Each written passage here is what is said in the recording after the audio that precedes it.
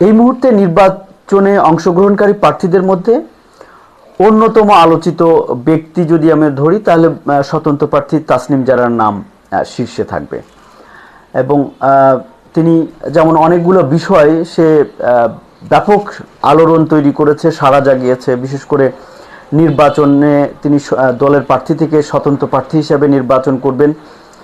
24 ঘন্টার মধ্যে এরকম একটা ঘোষণা দেওয়ার পরে যে একটা নিয়ম আছে যে 1% ভোট সংগ্রহ করতে হবে, সেটাতে খুব অল্প সময়ের মধ্যে তিনি সেই ভোট সংগ্রহ করে একটা সাড়া ফেলে দিয়েছেন। এরপরে মাত্র 30 ঘন্টার মতো সময়ের মধ্যে তার নির্বাচনী যে পুরো ব্যয় ক্রাউড ফান্ডিংয়ের মধ্যে মাধ্যমে সে আয় করেছে।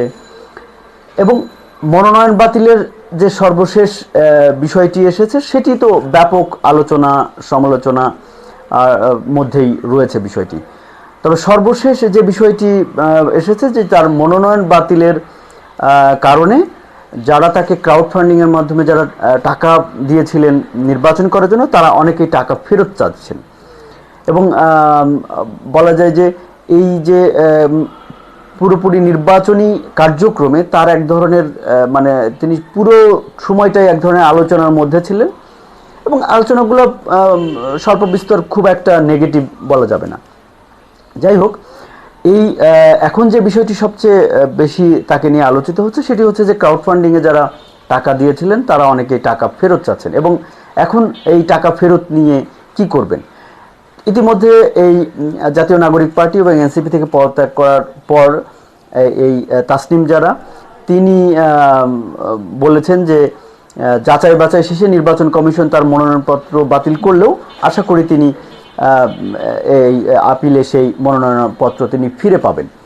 তবে যে টাকা ফেরত চাচ্ছেন তাদের উদ্দেশ্যে তিনি বলেছেন এক ভিডিও বার্তায়, গত শনিবার রাত্রে তিনি একটি ভিডিও বার্তা দেন। সেখানে বলেন, মনোনয়ন বাতিলের সিদ্ধান্তের বিরুদ্ধে আপিল করার মতো শক্তি, আইনি যুক্তি ও নজির রয়েছে।